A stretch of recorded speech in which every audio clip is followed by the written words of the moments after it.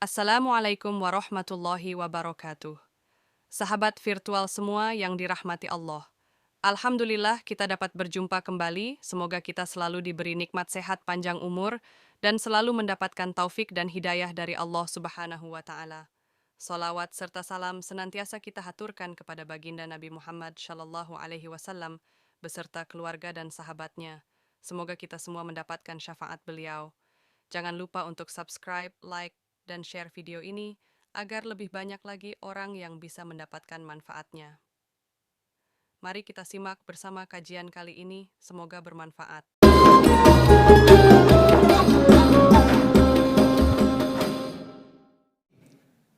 Saya mau nerangkan arti kalimat ini.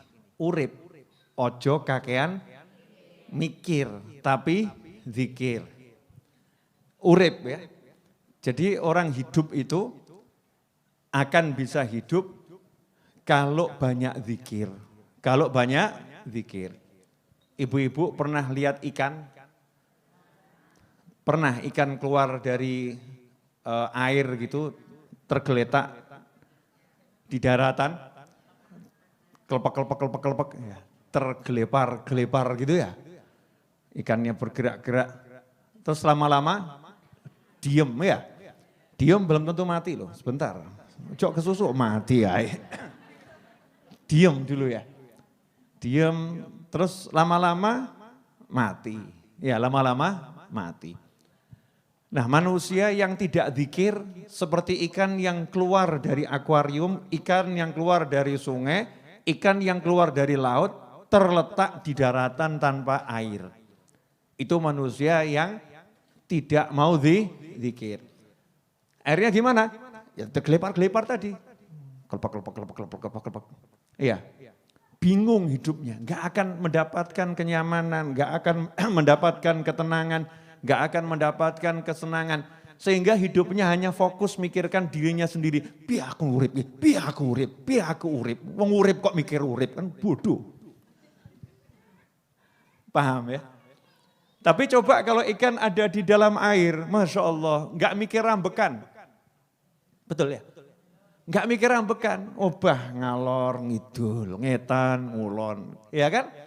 Bagaimana dia bergerak dari utara ke selatan, dari barat ke timur, dari atas ke bawah, muter-muter, gak mikir ambekan. Kenapa gak mikir ambekan?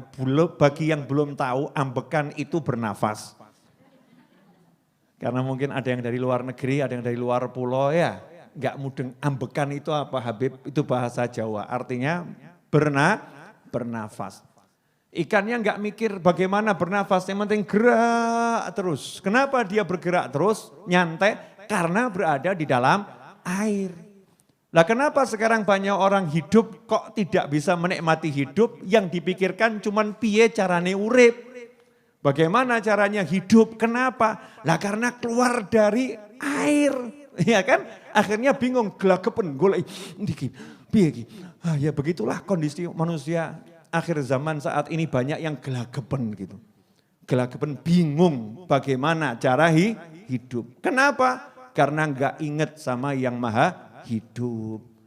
Enggak ingat sama Allah Subhanahu wa Ta'ala. Coba kalau hatinya Allah, mesti ki setan bisik iki. Aku ngerti.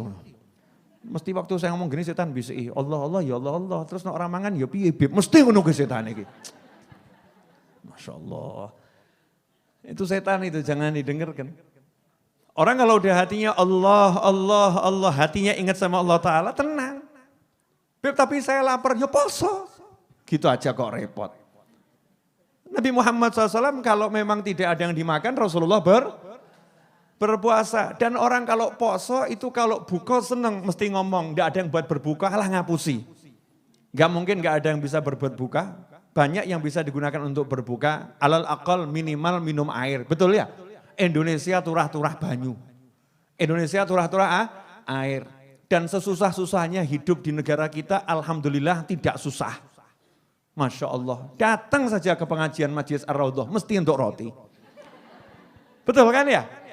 Sesusah-susahnya hidup di negara kita, yang ngaku susah-susah itu ya. Pergi ke pengajiannya habaib kiai, di situ dapat makan. Jumat malam Sabtu, roti, air, kopi, nasi bungkus, Masya Allah. Ya kalau keduman, gak keduman, nasib. Namanya belum rezeki. Tapi kan banyak yang seperti itu. Di mana-mana itu orang pada bagi makan. Kalau sampai kelaparan mungkin kitanya yang nggak mau obah. Kitanya nggak mau bergerak. Kitanya kurang ingat sama Allah Subhanahu wa ta'ala. Nah, kenapa saya ngomong seperti ini? Untuk nyadarkan diri saya sendiri.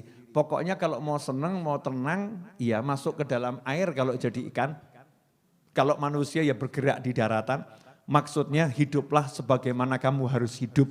Nah kalau jadi manusia itu hidupnya apa? Wa ma khalaqtul jinna wal insa illa liya'budun. Tidak aku ciptakan jin dan manusia kecuali untuk beribadah, ngabdi sama aku, bukan yang lain. Jenengan diciptakan untuk sholat, diciptakan untuk puasa, diciptakan untuk baca Al-Quran, diciptakan untuk zikir Allah, Allah, Allah, la ilaha illallah, Muhammadur Rasulullah. Allahumma salli ala Sayyidina Muhammadin wa ala alihi wa sahbihi wa sallim. Ya Rabbana, Ya Allah, Ya Rahman, Ya Rahim, Ya Malik, Ya Kudus. Zikir apapun itu, astagfirullah. Disuruh itu hidup. Istighfar, zikir, baca Al-Quran, sholat, nikmatnya luar biasa. Nanti ujuk-ujuk tak jamin, mati-mati. Ujuk-ujuk mati. Betul kan ya? Tahu-tahu meninggal dunia. Gak kerosok. Toto pindah ke alam lain. Ya itulah hidup. Jangan sampai waktu kita habis buat cari duit. Obah saja. Makanya saya obah nyantai. Pengen dodolan kaos, dodolan kaos. Pengen dodolan kopi, dodolan kopi. Yang penting obah. Hasilnya bagaimana Beb? Orang urus. Hasil it's not my problem. Ya. Bukan urusan saya, hasil itu adalah bagian dari bagian yang Allah berikan. Allah yang membagi. Hamba itu tugasnya jaluk Allahumma, Allahumma, Allahumma, Allahumma. Dapatnya berapa? Itu urusannya Allah Subhanahu wa ta'ala. Tapi kalau minta sama Allah kan senang. Ngaten loh Mbak, sekedap. Jangan mungkin menawi rati bingung. Menawi loh nggih. Ya, maybe you are, maybe. Ya, timbang aku keliru mandek gue ya toh ya. Begini, nanya ya, pernah jatuh cinta? Jadi sekarang gak jatuh cinta lagi? Ya maksudnya pernah jatuh cinta tuh mungkin pas cinta-cinta gitu ya. Orang kalau jatuh cinta itu minta sama kekasihnya, minta saja, dikasih gak dikasih. Jaluk tuh ngomong rasanya penak apa gak penak? Asyiknya, yang, rujak yang. Awan-awan kayak gini panas kok jaluk rujak. Please, rujak yang. Pernah enggak begitu? Berarti kalau enggak pernah ya kebangetan. Ya, manja dalam meminta kepada kekasih itu kan nikmat. Perkara dikasih enggak dikasih, hasil enggak ngurus. Yang penting ngomong jaluk ki penak, betul. Lah baru ngomong minta kepada kekasih yang namanya yaitu entah suami entah istri, ya kaya ngono wujute. Geteng no, nganyel no, megel mati gitu kan ya. Modelnya kan masih banyak kesalahan. Itu nikmat. Lantas bagaimana kita minta sama Allah yang maha benar, yang janjinya pasti ditepati, yang maha baik, yang maha mengerti, yang maha sayang, yang maha jaluk kok ora enak gitu ya. Gak entuk rasa apa-apa. Berarti kan hatine awake dhewe retek, butek, reget, Masya Allah. Kakean uget-uget. Dah itu letaknya luar biasa hati kita. Nah makanya dizikiri. Begitu zikir, ojo kaken mikir. Udah tugas saya sholat, udah bisa sholat itu udah rezeki yang luar biasa. Nanti makan bagaimana? Mangan ya tinggal mangap. Yang mau dimakan apa? Ya ojo takok karo aku. Yang mau dimakan apa? Banyak yang akan bisa dimakan kalau kita konaah.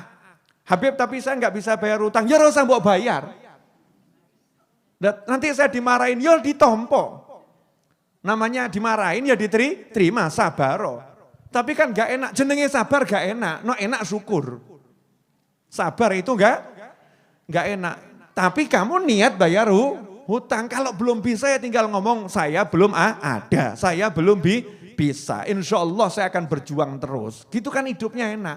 Orang mikir nyawang, piye ki bayare piye, gak iso bayar engko piye, iso bayar piye, urip kaya ngono tok itu. Maaf ya Bu ya, saya ngomongnya begini ya. Ini belak-belakan efek baca WhatsApp ribuan itu. Isinya wong sambat tok itu. Nanti kaos saya berikutnya judulnya begini ya. Ini pelajaran dari supir truk. Cuman saya tak rangkum. Supir truk buat tulisan gitu ya. Saya rangkum jadi pendek. Urip ojo kakean sambat. Selesai. Urip ojo kakean sambat. Enak toh? Nah, ibu-ibu kan ahli sambat.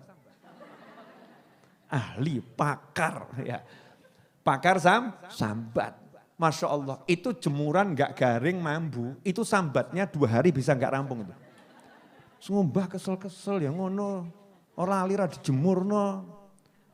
Jemur wengi-wengi ngono ki ora dilebokno basah meneh. Mambu ngene iki piye rugi Masya Allah. 2 hari sambatnya, hadir orangnya.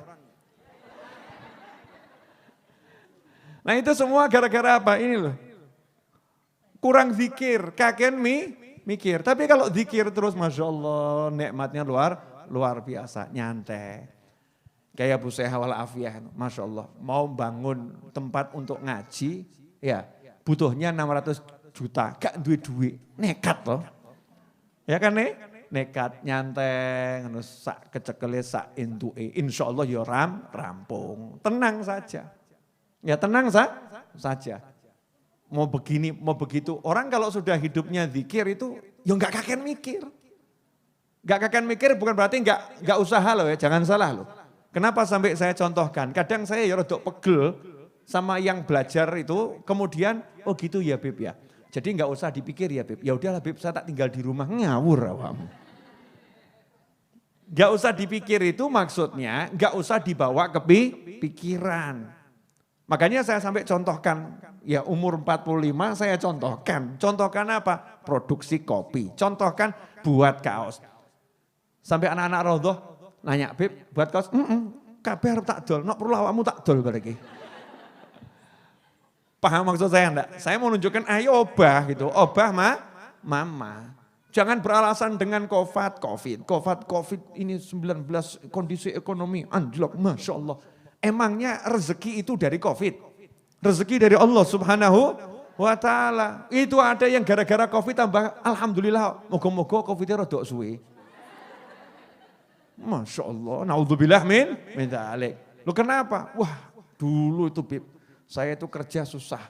Sekarang kerja itu mudah. Mudahnya bagaimana? Mudah sekali. Saya jualan masker laku. Dulu jahit baju itu untung enggak seberapa, sok dipaidu. Jahit masker laris Bib ya. Tapi ya enggak dongo ngono, enggak loh ya. Tapi dalam hatinya, alhamdulillah COVID membawa berkah, Masya Allah. Loh ada yang begitu, penyakitnya enggak suka, rezekinya suka. Ada enggak yang begitu? Ada. Masuk enggak syukur? Kan harus syukur, walaupun wujudnya enggak enak. Contoh Bu, ada tetangga jenengan jarak 200 meter rumahnya kebakar. Itu enak enggak buat tetangganya? Enggak enak. Jenengan toko material, seminggu kemudian dia bangun, kulaan sama jenengan. Jenengan bilang apa? Rodok kurang ajar toh. Alhamdulillah omai kobong. Rezeki gua aku. Ya tapi ya jangan ngomong begitu kan ya. Tapi dalam hati kan bersyukur walaupun dalam susah Allah kasih rezeki. Maksud saya di situ. Jadi jangan bingung sama rezeki. Apapun kondisinya yang ngasih rezeki Allah Subhanahu wa ta'ala. Urip ojo kakean mikir tapi zikir. Udah kamu seret gak seret sholat, seret gak seret ngaji, seret gak seret zikir, seret gak seret birrul walidain, bekti sama orang tua, seret gak seret senangkan suami, seret gak seret senangkan istri. Jangan jadi istri suami gak ngasih duit, tambah wajah itu menyeramkan. Dik ini apa? Pecucu, hadir orang ya. Entah di mana wallahu alam ya. Pecucu, akhirnya suaminya sudah capek, udah stres, pulang ke rumah butuhnya hiburan, ketemu wajah yang menyeramkan. Aduh, dongo, Allahumma ya Rabb. Jadikan istriku solihah, kalau tidak segera berangkatkan dia ke alam baka. Masya Allah, ngeri. Dan naudzubillah min dzalik. Lo mungkin ada loh suami-suami yang mungkin ya menjerit seperti itu tapi nggak sempat ngucap, batin toh. Kapan mati ini? Gak mati-mati. Ibu mau dibatin seperti itu? Tidak, makanya tunjukkan wajah yang menyenangkan. Suami punya duit, ya seneng. Suami enggak punya duit, ya seneng. Yang penting diajak sholat. Kalau suamimu enggak sholat, nangis. Kenapa suamiku belum dapat hidayah, ya Allah. Beri suamiku hidayah, ngono ndonga njaluk. Minta sama Allah biar suaminya sholat. Bukan nangisnya kalau suaminya enggak punya duit, suaminya enggak sholat, enggak tahu nangis. Ya itu kuali itu. Ada enggak yang begitu? Mungkin ada. Podora solate. Mungkin ada. Tapi kalau enggak punya duit, nangis. Ya Rob, kenapa rezekinya serutnya seperti ini? Enggak sholat, nyantai saja. Alhamdulillah nih, banyak istri-istri yang WhatsApp ke saya, Habib, suami saya diajak sholat kok enggak mau ya Beb ya, Beb. Masya Allah para suami, kalau punya istri seperti itu sama uang 2 triliun masih mahal istri yang seperti itu. Istri yang senangnya kalau lihat suaminya nangis. Ini istri kalau lihat suaminya sholat. Oh suaminya nangis ya. Nangis dalam sholat maksudnya. Ya, istri yang senang kalau lihat suaminya sholat. Ini istri yang luar biasa. Urip ojo kagen mikir. Tapi dikir. Ibu-ibu siap? Siap apa? Orang mikir tapi zikir. Nah zikir itu diantaranya adalah membaca Al-Quran. Zikir itu diantaranya kalimat tasbih, tahmid, tahlil, takbir, istighfar, sholawat. Itu bagian daripada zikir. Zikir diantaranya cari ilmu. Zikir diantaranya bekti sama orang tua. Melaksanakan kewajiban, meninggalkan yang haram. Itu juga zikir. Artinya hidup itu taat saja, beres-beres. Gak mungkin gak beres.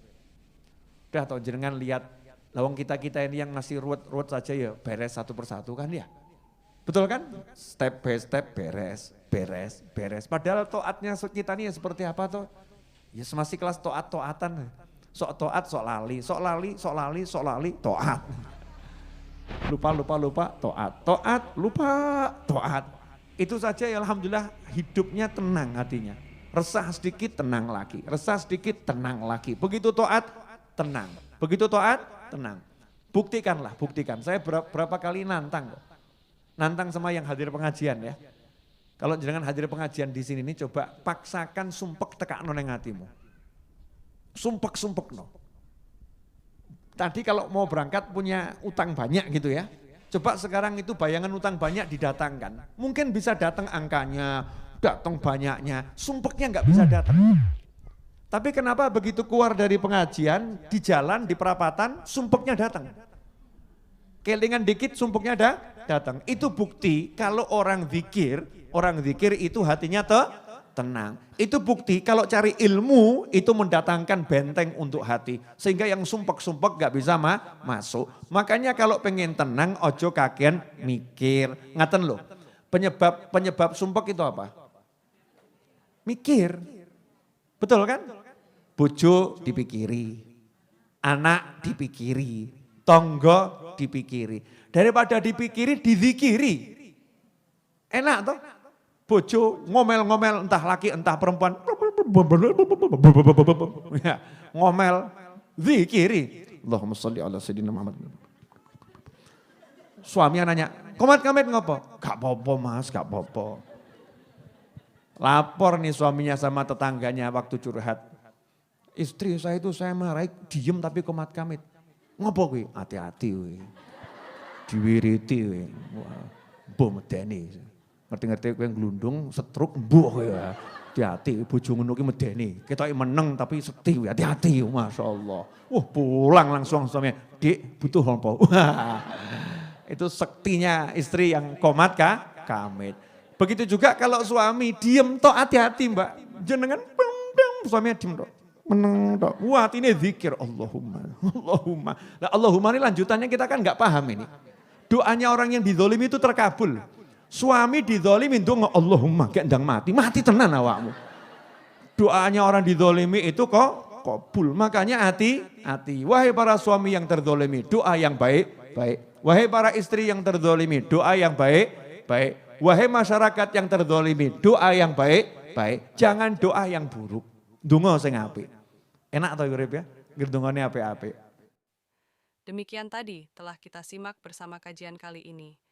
Semoga kita dapat mengambil pelajaran dan manfaat dari apa yang disampaikan. Semoga barokah dan manfaat. Kita jumpa lagi di lain kesempatan. Wabillahi taufik wal hidayah. Wassalamualaikum warahmatullahi wabarakatuh.